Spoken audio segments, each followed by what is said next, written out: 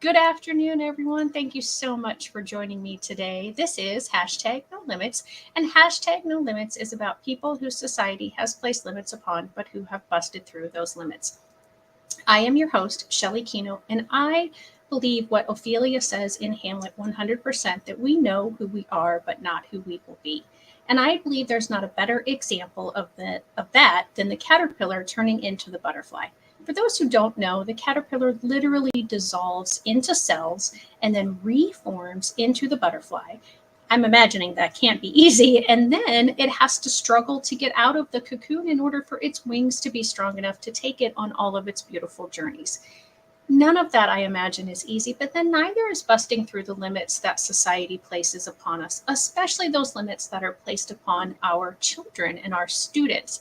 And I had the great opportunity a few weeks ago to visit a school in St. Louis, Missouri area called Miriam Learning School. And I don't know if I said the whole title right, so correct me if it's when you speak, Meg. But that school absolutely blew me away with how innovative it is, how child-centered it is, and how it truly is helping so many kids bust through those limits. So I'm very excited to have Meg, the head of Miriam School, with me today. Thank you for joining me, Meg. How are you doing? I'm great. I'm really, really excited to be here today as well to talk about the magic of Miriam School and Learning Center because it's an amazing place. Yes, I've done a little bit more research since I came to visit you, and I just absolutely love everything that you're doing. The staff that I met that day were so wonderful and genuine. I mean, I felt like they really have a genuine love and care for every individual that comes through the doors, including me. I mean, I was there on a talking tour. Most of the people there didn't know that I was there because of having the podcast and because I'm a special ed advocate. I almost called myself an advocate. I'm not. I am, but I really do more coaching. But I mean, everybody was just so excited. And it was before the school year started, and they were like, "Oh, you've got to come back and really see it when it's in play, when the kids are here." So tell us about Miriam and what the philosophy is, and just kind of how you got there to begin with. Sure. Well, maybe if I explain how I got there, it might help explain the philosophy of the school because I absolutely fell in love with the organization. I have had the privilege of working with kids who learn differently and have challenges my entire career. And I spent a lot of time working and learning as much as I could to help kids, whether it was in the classroom or as a system wide thing. And I was able to come and visit Miriam on an interview. And I walked into the school first, and that's our Bacon Avenue location in Webster Groves, because we actually have two campuses. And as soon as I walked in the school, I could tell that this was kind of the place for me because there was so much joy present. Everywhere I went, I saw kids I don't know if when you work with little kids, they have this happy skip. So they were, doing the happy skip down the hallway, and the girls who have ponytails, their ponytails they're swinging, and the boys are, happy, some of them are singing to themselves. And that was the first thing I noticed. And I noticed the teachers felt the same way. There was this deep connection to kids that I know is what helps open their brains for learning and for feeling like they matter. And then as I walked around the school, you're right. It's the way that the school was created was so smart. At the center in the heart of the building is the occupational therapy room. And that's where our kids at the lower and middle school have a sensory diet twice a day. Because of course, if your body's not regulated or you're not feeling good in your own skin, how could you possibly learn? And I was like, right. Oh my goodness, because that was one of my pipe dreams, have something like that. And there it was, and it's a beautiful building, which let me know that there are so many people that have supported Miriam over the years. Miriam Foundation started in 1910 by, I imagine, these really cool group of women who are like, we want to give back to the community, to the city of St. Louis, and really help people. And they started and they helped with, cancer for a while. And then they worked with kids who had cognitive impairments and developmental disabilities. And then we've kind of morphed into, helping children in the school, K-12 with kids who have more complex challenges. So that means that like there's an and. So some of our kids have autism and they may have like a sensory processing disorder. They may have a specific learning disability and, anxiety, those kinds of things. And they do it really, really well. So Yes. that's like, I was like, this is the place for me. The other cool thing about Miriam is it's not only helping kids in our K-12 school, but we have this amazing outreach program called the Learning Center. The Learning Center was started in like 2007. The school started in 1956. The Learning Center 2007 because we wanted it to be kind of like a one place shopping experience for parents. So as a mom of a kiddo who learns differently, I spent a lot of time after school trying to get my kiddo to like different appointments. And it was really hard because our students struggle to generalize, right? So they would have, my son, for example, would have all these therapies in different locations, but for him to generalize what he was learning for, say, speech or whatever in school just took a lot, it was just harder. So the Right. Learning Center offers all kinds of therapies after school. And actually, during the school day, we have over a partnership with over 100 schools in the St. Louis region, and we work directly with schools to provide those special education services. So last year, for example, just with the Learning Center alone, we provided services from evaluations to therapies for over 1,600 kids. Wow. And our school serves 170 kids. So we're in it to help as many people as possible, and I love that, like, reach out and embrace as many kids as we possibly can. Yeah, and I love that you mentioned that you, as a parent of a child who learns Mhm. differently, would have to go to all of those different appointments, Yeah, because I don't often think that people really understand right. all of the things that might, they don't have to be, but they might be involved with a child who is learning different. And so I'm glad that you brought that up. And what are all the different therapies that the Learning Center offers? Oh my goodness. I forgive me, anyone who's listening, if I forget something, because there are so many. So, for example, if your student needs an evaluation, for me and getting my own son an evaluation, it was almost a 9-month wait. And I worked really hard and I was calling on a weekly basis on because you're put on the wait list and like if someone cancels kind of thing. Took 9 months with like really disciplined approach to do that. And my understanding is, in St. Louis, it can be 9 months to 2 years to get an evaluation. Our learning center can typically get somebody in within 2 months for an evaluation, and that could be a medical diagnosis or an educational diagnosis. And then, like, obviously working to merge those two things. So that's amazing. And so then once Can you I get, stop you right there to elaborate on that a little bit? So, in that, is it the psycho educational evaluation too? yes, yep, yep. The Oh, two, that's amazing. Because yeah, yes, I've had students, clients who have wanted to get that for their child, and yeah, it's exactly what you said. Where I am, it's 9 months to 2 years wait, and so good. Now I have another resource yeah, where I can send and people and yeah. And what we know is the faster we can, unfortunately, sometimes we have to get those diagnoses and identifications so our kids can get services. So the faster they get that, the faster that great. they get what they need, so that we can help build their brains and help them overcome the obstacles that they sometimes face. So we have that. And then we have this really cool, so the director of Learning Center, her name is Beth Rose, and she is someone who's able to really understand the needs of St. Louis, and all the surrounding. We actually serve 82 zip codes, so Oh wow. we help a lot of people. And one of the things that we know is that kids, especially with autism, really need, especially the little ones. But Beth calls them the itty bitties. About 2 years old to get that diagnosis. The ADOS testing is something that's really really important because it's a lot. It's not as subjective. It involves two evaluators. One person is doing the test, the other person's, making sure that they're really looking at that student so that, or I guess they're kind of a kiddo at that time, like to see, where they're at, and they're able to kind of give a much more robust evaluation. So we have decided this year we're going to be doing the ADOS testing for people. And that's great because, again, talking to local hospitals that do it, again, that wait can be 9 months to 2 years. And Yeah. so imagine a student who really needs services, and of course those doors open once kids get that autism identification for all kinds of services, so we can build their brains at an earlier age. But waiting 2 years to get the diagnosis, it means that we lose Right. so much time. So we're really excited because even some of the area hospitals are talking about giving us their wait list so we can serve more kids.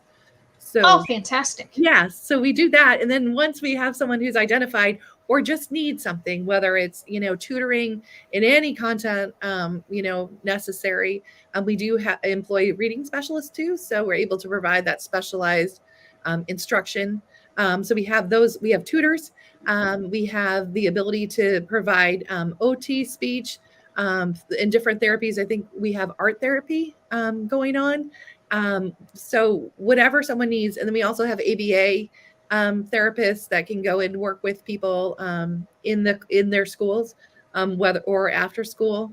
So we've got a lot. It's kind of like whatever someone needs. So the Miriam School serves kids with these complex challenges, but the Learning Center provides even more. So the kids, it could be a little bit or it could be a lot more involved kids. So you're just truly a hidden gem, and Yeah. I hope that with this and other publicity that you all are doing. I mean, you've been around since 1956, Right. and I hadn't really heard about you. And Right. I've been in special education since the early 1990s. Ooh, Mm-hmm. that's a long time. It's okay. It's I know. okay. I'm Say with you, that. Sally. I'm with you. And so yeah, to know that you're doing all of that stuff and you're just on the other side of the river from me, honestly. Right. And I think that is, and I don't know how to fix this problem, but I think this is a problem for a lot of families that have students who have different learning needs, is knowing what is available to them. And I Right. don't know how to get the information to everybody, because I know, like myself, and I know you guys absolutely, and other organizations that I know about, you're advertising it and you're getting people, but there's still so many people I know. who don't know about the possibility of Miriam School and the Learning Center. Yeah. And I mean, I know there's 2 or 3 million people in the area, but still. Right.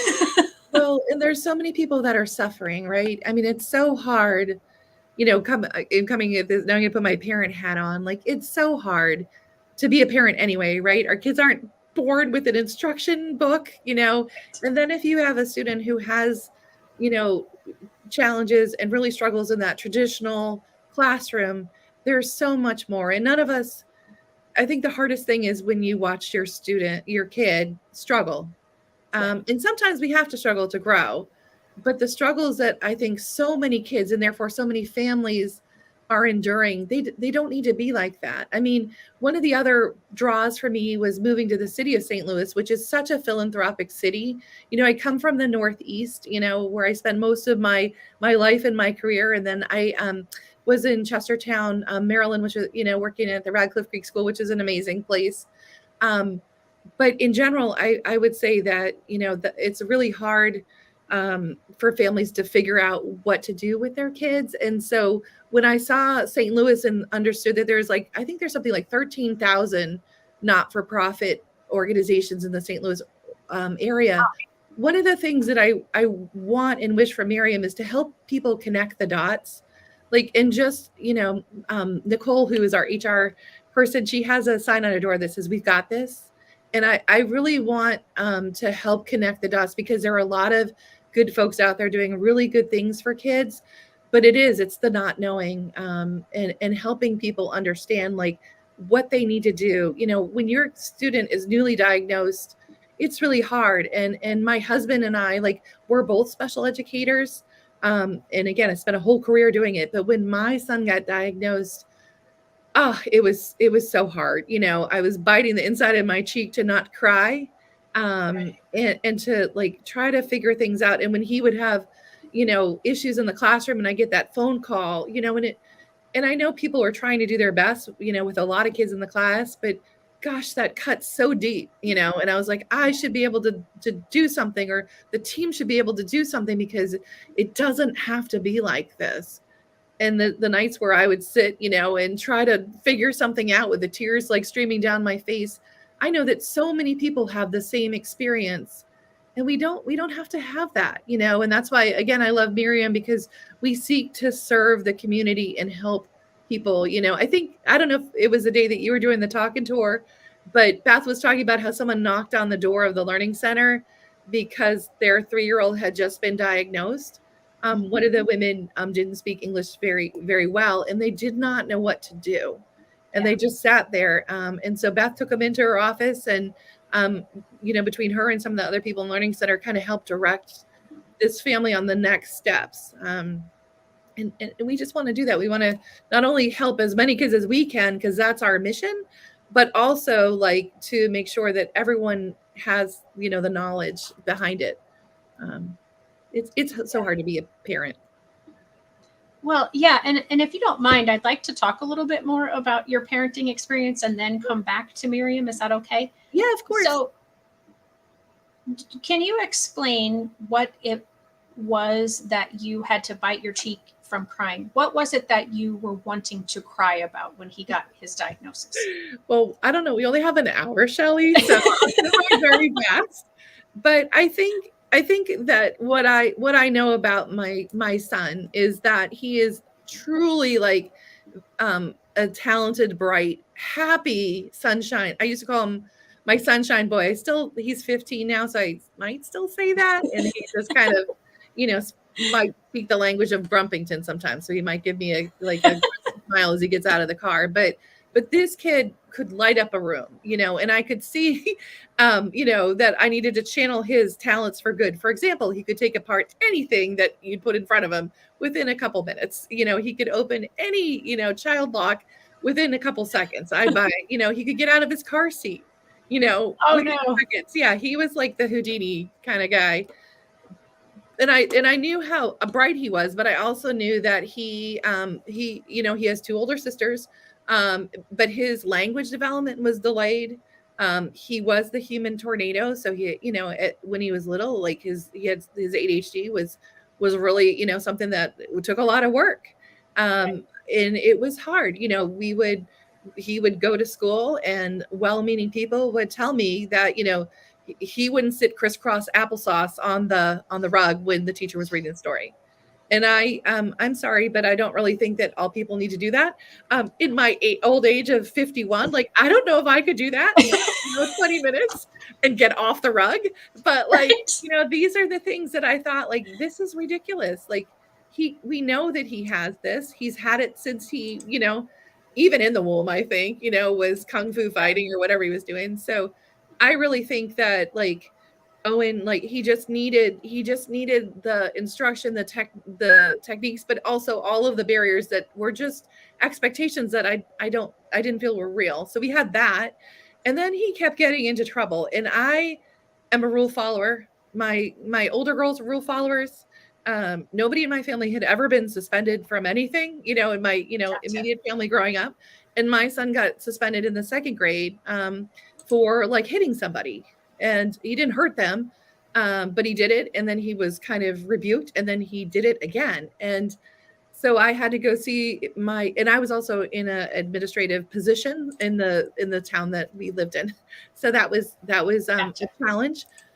So I waited, and there is my son, like, in the little, like, timeout closety space in the office, sitting there, dejected. And he says, "Mommy, I'm a bad boy." And I was like, well, I think you made some choices that, aren't correct. Like, tell me what happened. And what it came down to is that he was acting out every time during writing, because he actually has some, especially when he was little, some significant dysgraphia. So holding the pencil hurt his hand, Right. And what he was writing, he's bright enough to know what he's putting on the page. He kept saying, "It's forever, it's forever."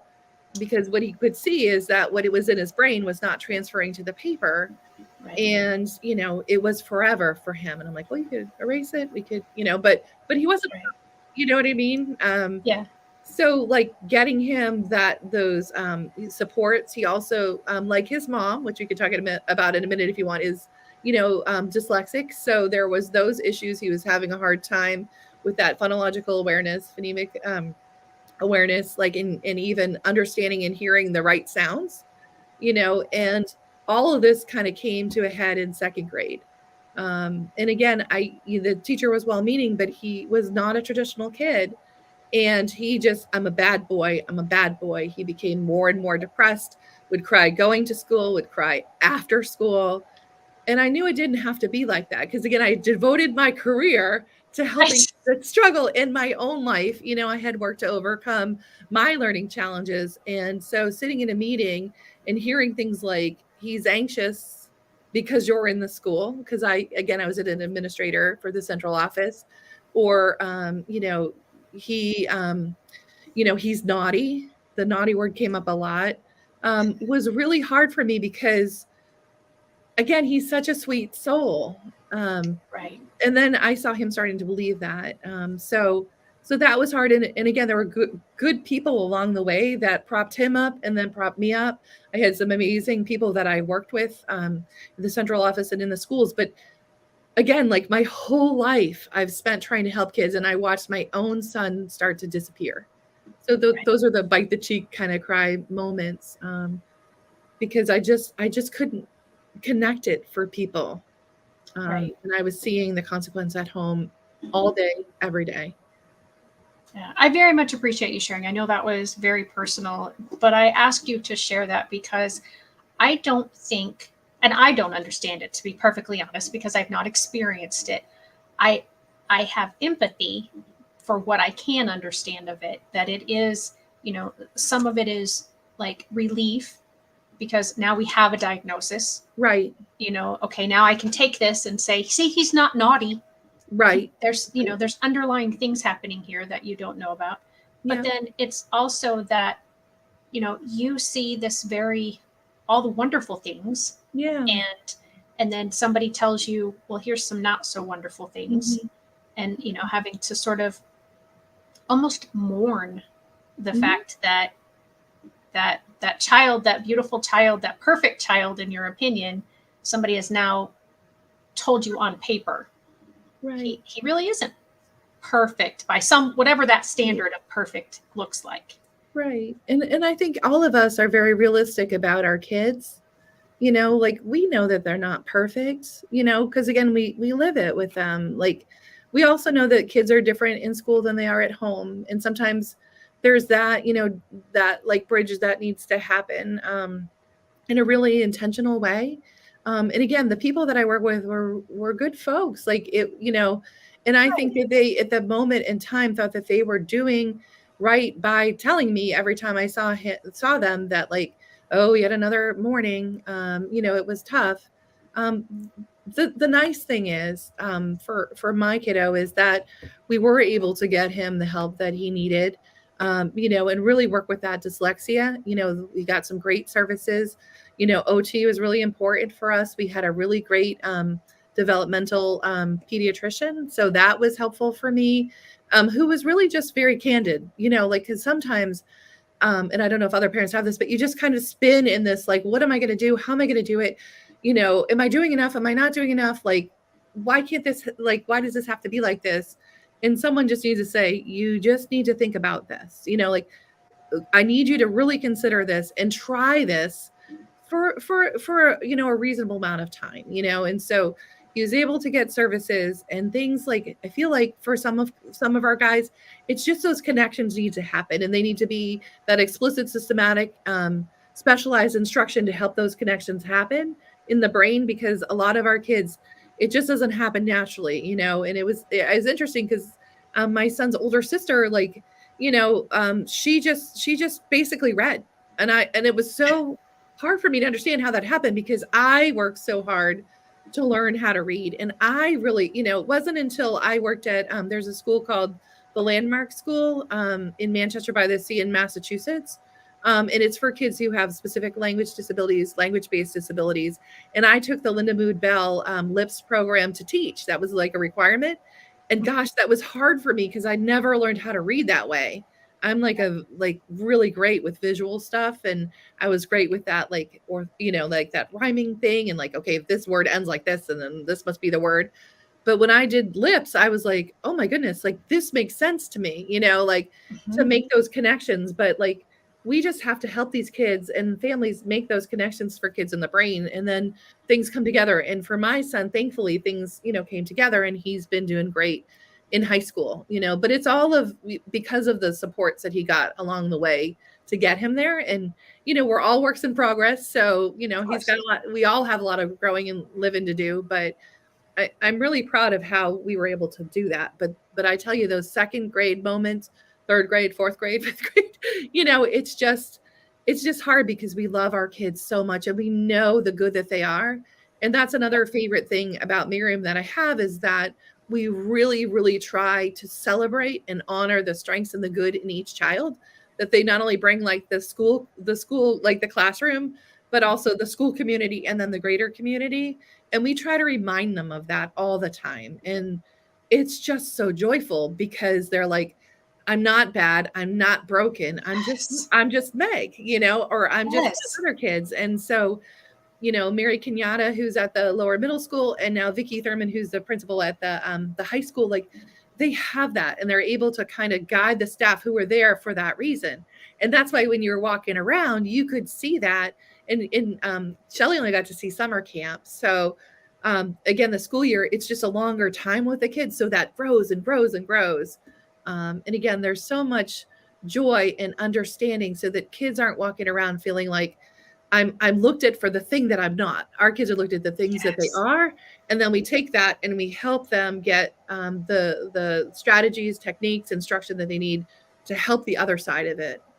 Um, I don't know if other people have had experiences or you have with kids who are in high school, but one of the things that has always bothered me is that sometimes, because of the system, kids who have IEPs often are the ones who are left out of the AP classes. There are really classes that have rigor, those specialized classes, because, well, they have an IEP. And so it's like they have to lose something because of what they're struggling with, which maybe we should have been helping them all along with, to not feed and nourish their brains for the good that they are. And I love that about our high school, because we have those pathways to do it. That's Because I awesome. don't think people should be penalized for that.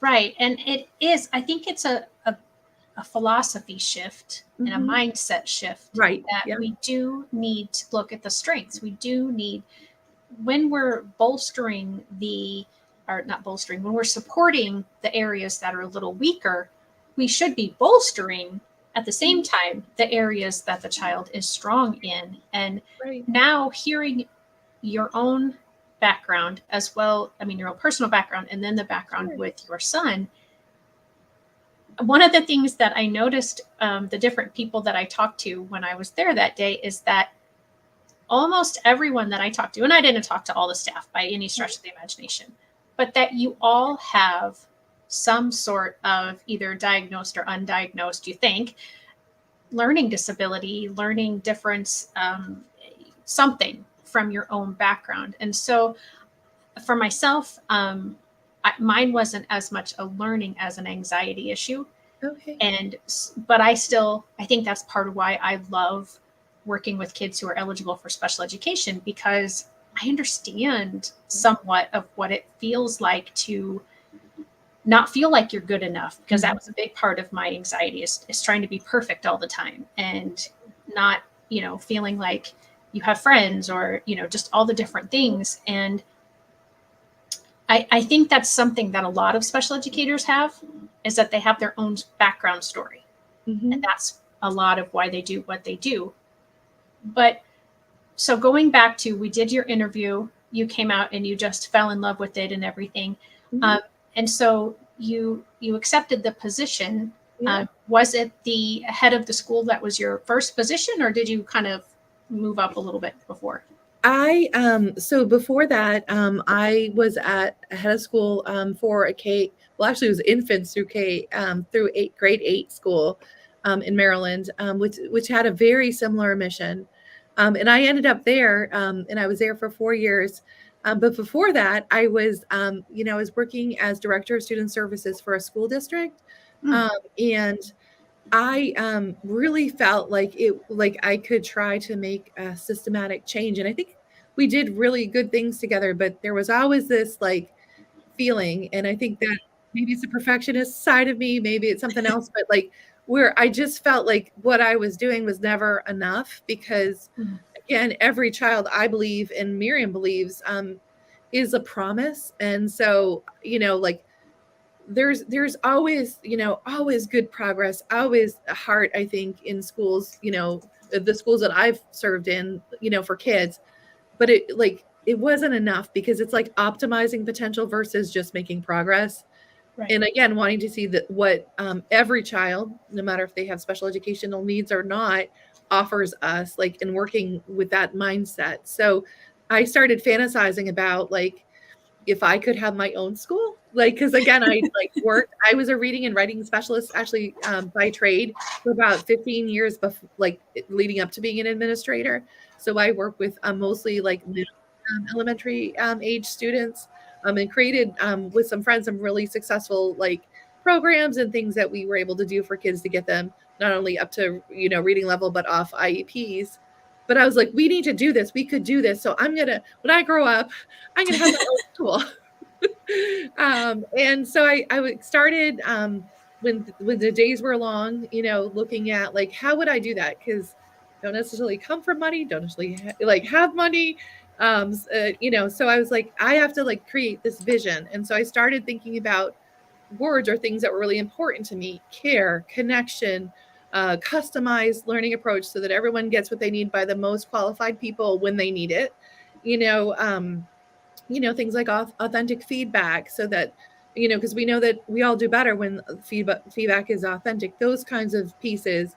Making sure that everyone is given instructional, I can't talk, meaning that's like, instruction that's meaningful, and connected to them. So I started, like, Googling, and I came across this school. And I went to my husband, who is super supportive, but we had just moved to the town that I was working in, only like 3 or 4 years previously. So I was like, "Look Mhm. at this school. This is amazing. I don't even have to create this. It already exists." And he was like, "What, are you crazy? Like, it's in Maryland. We don't live there." So he, and I just couldn't. I bookmarked the page, which was not very smart, like, or it was smart because I kept looking at it. Right. And finally, I was like, I just need to apply. And he was like, it's fine. It's a national, he said something like, it's a national search, you're not going to get it. And of course, you can't say that to someone like me because, when you have a challenge, right, in life, a learning challenge or a life challenge, I think a lot of us, like, we set small goals to get bigger goals, but you Mhm. can't tell us we can't do something. That's like I'm going to do this. And so Yep. thankfully I did it and I got it, and we moved to Maryland. But it just was nice to kind of have all those things start to come together. But what I always want to do, and what I feel like one of my, like, commitment to myself to this world, is to give back and help as many kids as possible. And so when I saw the potential and the opportunity for Miriam, it was something I could not say no to. And I feel like I've worked my whole life to get here and be Yeah. here. Yeah. So And that's, I think, a lot of the teachers that are there, and I only met a couple of administrative people there, but you all seem to have that joy. Like, mhm, this is where I'm supposed to be. right. And I told you that day that if I was still into teaching full Yes. time, that's exactly where I'd want to be, Yeah. because the way that every teacher, the classrooms are set up, the way that what you said before in your intro about the whole way the building is Mhm. set up and how the classrooms are, and having that big OT room right in the middle. And I don't know if I have video of it today, but I did a reel a couple times and shared out because you and I Oh, talked thank you. in the OT room. And so if you didn't see that, and if it doesn't pop up, because I have a couple little, I have their website and then their intro video. So if it doesn't pop up, go back and look for that short or that reel, depending on which platform you're using, because it is an incredible, incredible room, and it Yeah. offers so much. And the fact that it is the hub, Mhm. basically, of the entire building just solidifies to me how important it is. And the fact that everyone in the building knows, accepts, and appreciates that room and utilizes it at least twice a day, you said, for every Mhm. student. But then Yep. if they need it more, then they go in there more. Yeah. It's true. And wait till you, hopefully we'll be able to like lure you back so you can come into the high school, because the high school also has a really great OT room. And the thing that I love about the difference of the two rooms is that the high school like really tries to create ways that as an adult, like people can still access what they need. So it's more of like, it looks more like almost like a fitness room, but it's got like some other great little things, Okay. like a corner that has like, I've always wanted one of those chairs that are like on a hook and they're like little nests, Oh, yeah. some really nice lights, and there's some great other like equipment that the kids use. We still have, the mats with the weighted blankets if people just need a minute to breathe. It's there. So I can't wait for you to come back. See how I'm doing that? I'm bringing you. I got it. You are coming back. Right, well, you've got to come see our high school, because again, that's set up, but again, it's so thoughtful about in the high school. Actually, we're starting, I think, our 4th year in the building. So it's pretty awesome because everything is squeaky clean, just like the school that you saw, in the Webster Groves and all of it. It's pretty amazing, but it's still that very thoughtful planning. Like the gym, for example, in both locations is like, it's got a lot of soundproofing. So those kiddos that struggle with all the noise, it's a lot more muffled than like your standard gym, for example. Yeah, there weren't a huge number of students there the day, because like you said, I was there during summer camp, so there might have been 15 or 20, but it was certainly quieter than other gyms where I've been, and there's been even 2 or 3 kids in there at that time. So do you mind if I do go ahead and show your video that you all sent me to share? I'll pull that up. Maybe. Here we go. Let's see if I can get this right. There we go. All right. So it should have the sound on it. So if it doesn't, somebody please let me know.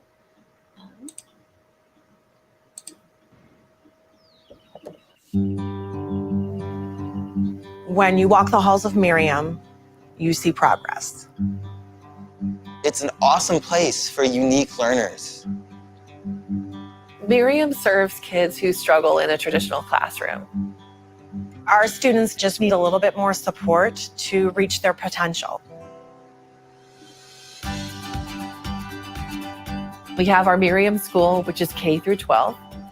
We have the Learning Center, which offers a variety of services, including diagnostic testing throughout Greater St. Louis.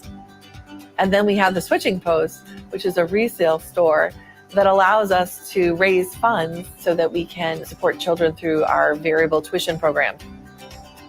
Everyone here is wonderful. They're understanding of my struggles, and all the teachers are very nice. I want my students to be excited about learning, to feel okay to fail, but know that we're here to pick them up and to help them move forward. We actually help a lot of different kinds of kids because we have a very personalized program, and that is something that you won't see anywhere else. One of the ways Miriam has really supported my daughter is just by understanding who she is and what she needs, and that may be different from one of the other kids at school, but they understand each kid really individually, which is so powerful. Another really important part of Miriam is that we offer integrated services. That means that throughout a student's day, they're able to have speech, occupational therapy, and counseling in their programming. For her to receive that kind of instruction and therapy here is going to benefit her for the rest of her life. Many parents are surprised when they come here that they don't have to advocate as much for their children. They know that their children are understood here, and they know that we've got them. Our school provides support not only for the child, but for the family as well. There's a sense of community. There is a sense of family, and we love our students. It is so important to have this kind of education accessible, and I'm so enormously grateful for the tuition assistance that Miriam provides, because there are so many kids that need this kind of school. There's some kind of magic that happens when people come together on behalf of children to give them what they need. And that's here at Miriam.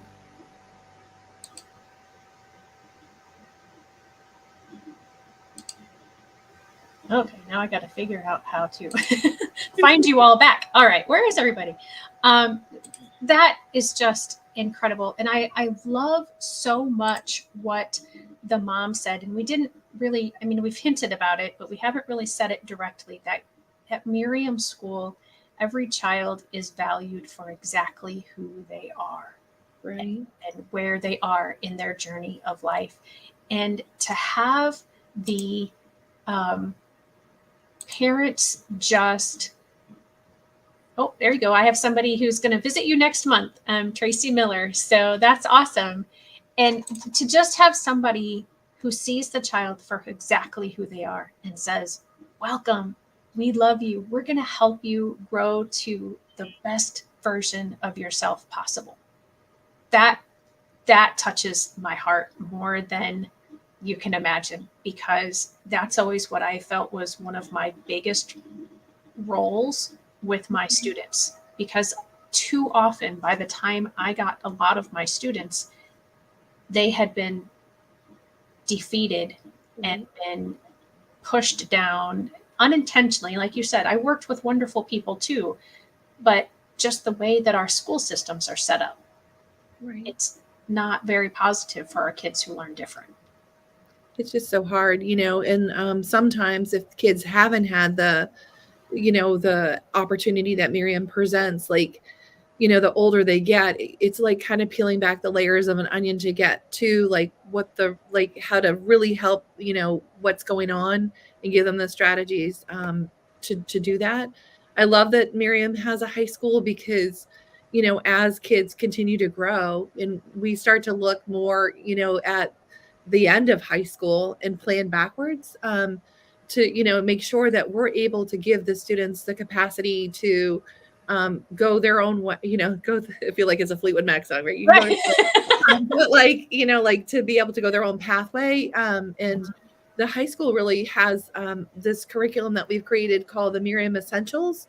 And so it looks at like, not only are we going to give kids like a really great, robust, transcript, which is important, right? And we do have AP classes at the high school. We do have, this year, we have a teacher who's going to be doing animal behavior. Wow. We have we have great classes, and we're really trying to build that. But the other thing we realize is that when kids graduate, and we look at the research on children who graduate from high school that learn differently, a lot of times within the first year or 2 years, they either fail out of college or they have a job, and then they tend to lose that job. And as our parents say, a lot of times their biggest fears are their child is going to graduate to the couch. And I just think that that's such a waste of amazing people. And our kids are amazing. They're the problem solvers of the future, really, so at Miriam High School, especially, we're starting to look at this Miriam Essentials curriculum, which looks at, knowing myself as like a learner, as a person, what are my strengths? What can I offer the world? What are the things that I need to be successful? And then as they grow older, like we look specifically at executive functioning skills, because that's where a lot of the breakdown seems to happen. And our kids, like a lot of people, right? Because the research kind of changes, but we could even say that, the brain might even not be fully developed till 28. So a lot of our kids, like they're that maybe that part hasn't developed, that frontal lobe. So like, how can we make sure that they have the tools, the techniques, and the strategies to be able to navigate those executive functioning skills, which are critical to living, not even just school, but to living. Right. So, we have that. We also have a wellness and well-being component. So making sure that our kids, when they graduate, they're not only able to navigate who they are as a person, but also make healthy choices. What are things that they need to be healthy, and kind of connecting them to that. Another component is relationships and community. So how do I create and maintain healthy relationships? And then how am I an asset to the community? What can I give back to the community? How do I see myself in there? And that is the notion of citizenship. Our kids can definitely serve, just as we all can in our community. They have so much to give, but sometimes they just don't know how. And it's giving them that exposure to it, that's critical. College and career readiness is something that I think a lot of high schools say that they do, but what we're trying to do is make sure that those kids have meaningful experiences. So on Fridays, usually every Friday at the high school, there's like a different activity that kind of sends us back to this Miriam Essentials. But, we do have a career and college readiness day where, for example, on one of the Fridays, the whole school is going to dress up and practice interviewing, whether it's for a job or for college. These are things where we can bring in the community to help us, but also see like how amazing our kids are, but also give them that practice. Also, we have the skills for life. So the kids that we have typically, they always need to be able to operate independently. But when we think about graduating and being, someone who's independent in life, we need to think about, can someone cook for themselves? Do they know how to cook? Do they know how to go to the grocery store and go shopping? How to budget for themselves? How to make sure that, they can do their laundry? We have all of those facilities here to help the kids do that. And then, we're also trying to help them bring them out to the community, because again, our kids sometimes compartmentalize things. So, Sure. an example is like if a kiddo, our kids go out to lunch with their family, but they might never have gone out to lunch with friends. So teachers last year for our freshmen and sophomores facilitated this whole thing, whereas in their class, they talked about, okay, what restaurant do we want to go to? Like, how will we talk to the wait staff? How will, in math class, they looked at their menus. How much money will I need? How much will I tip? Because sometimes I've seen where we take kids out and, they tip and they like give the person a 20 for a $5 meal, So like, how do I tip? How do I navigate conversation at the table? What are we going to talk about? And then they like come back and they debrief about it. So those are like the links from like the curriculum to the real world that we try to provide. We also are looking really closely at, what can we do in terms of helping kids with their skills for life, wellness, and well-being. Sorry, my brain is freezing for a second. That's okay. But we have this curriculum that the kids are exposed to twice a day for half an hour. And so that we can build on those skills as they go through Miriam. And I think I love the example of the going to the restaurant, because that is something that a typical quote unquote teenager does. And I remember doing that with my friends. We had open cafeterias when I was in high school. And so, groups of us would travel to the local places and get something and have our conversations there. But to realize that some of our neurotypical developing students don't have that. And so that is, I think, just awesome that, again, it's being able to see things in a different light and see like, okay, here's something that, maybe comes naturally to others, but it doesn't to this population. And so we're going to help them. And if it does come naturally, that's wonderful. We're going to help build that up even more. Right. We are so lucky because we just last week purchased 2 passenger vans, so that one of the things we try to do, and we do have kids with transition plans, but trying to bridge between like curriculum and like life, is that we are going to be taking our kids to internships and out into the community, not only for our kids to develop skills. And of course, there's a developmental continuum, like you said. So some kids may be really confident and able to do things at a lot faster pace than others, but we can always build, like as people, we can always build on our skills. So absolutely. we got 2 passenger vans that are coming our way, so that we can kind of get out there and share with the community, again, the good that our kids can bring them. I mean, there is work shortages everywhere. And our kids, again, have so much to offer. Sometimes we just have to educate the community that these kids are such a viable, amazing resource, and that they could do so much, as well as, having our kids develop the skills. So, that's the other thing that I love about Miriam, is we always try to work in partnership with the community, because not only do we are like able to receive amazing gifts from people to keep our school going, so that we can make sure that we can help as many kids as we can, but also we give back, and so we're working on that piece too. Yeah, that is so awesome. Now we're getting close to when we're going to have to stop. So I just want to make sure that I read the websites out loud. So to find out more information about Miriam, it's www.miriams, as in Sam, STL for St. Louis.org. So miriamstl.org. And then I also want to pull up again the website that your school had posted earlier about exploring the services through the Learning Center.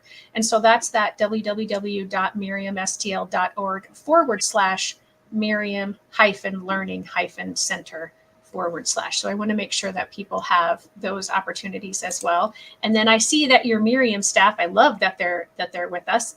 They also put up more about how to learn more about the experiential learning program, which again, go to that miriamstl.org, couple / and some Miriam experience. And I'm sure, is there a search on your website that if they want to look up the experiential learning, they can find that easily? And while we're talking about the website, let me just grab that really quickly and share it. Well, maybe, come on, wake up, computer. It was like, no, I'm done for the day. What are we doing? Exactly. So here's the website. Yeah. And you've got donate, blog, contact us, careers, events, about us. And then, it looks like there's lots of different places within that. And one of the things that was mentioned, here's the Learning Center, here's the switching post, and then here's ways to support Miriam.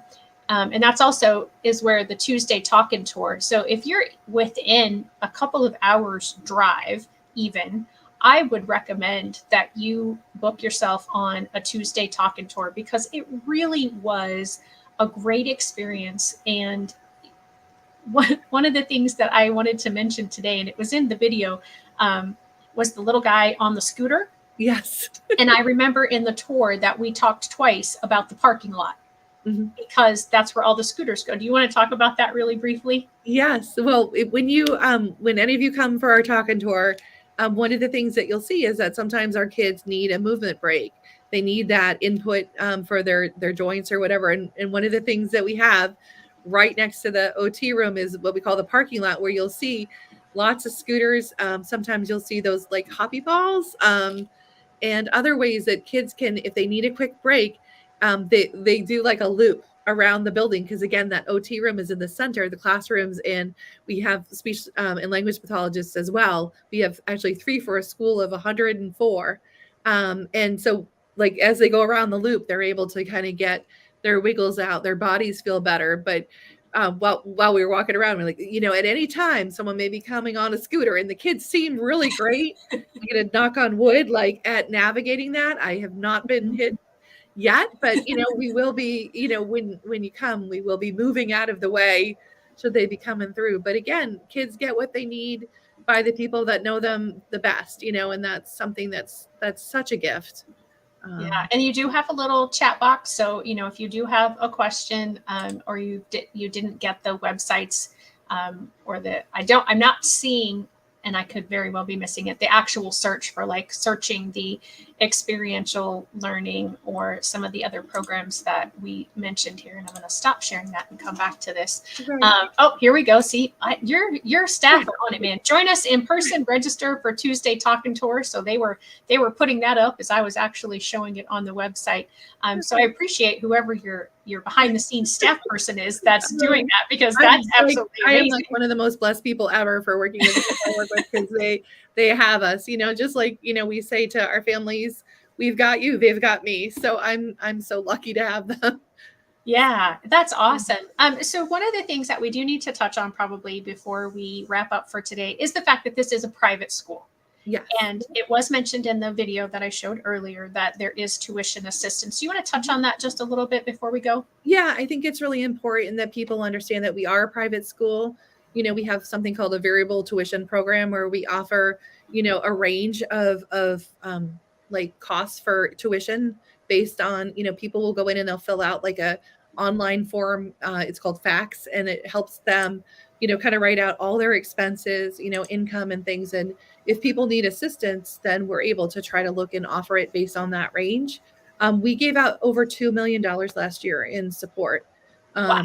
And the switching post that we've talked a little bit about is our resale store where we get amazing donations from people, and we're able to kind of create like the wonderful like store-like vibe, as my daughters would say.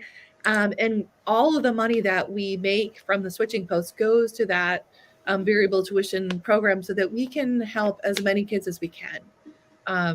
We are, always looking to figure out a way to make things easier for folks, because we want to help again as many children as we can. So the best thing to do is to know that there is a range, but we're a work of heart. So like I think it's like 85% of our budget just goes to salaries so that we can again help kids with the most qualified people for what they need it when they need it. So we're a work of heart. So we are a private school. And I think in some respects that gives us more flexibility to have the mindset and the passion and the real potential for kids to grow, because there aren't other barriers in our way.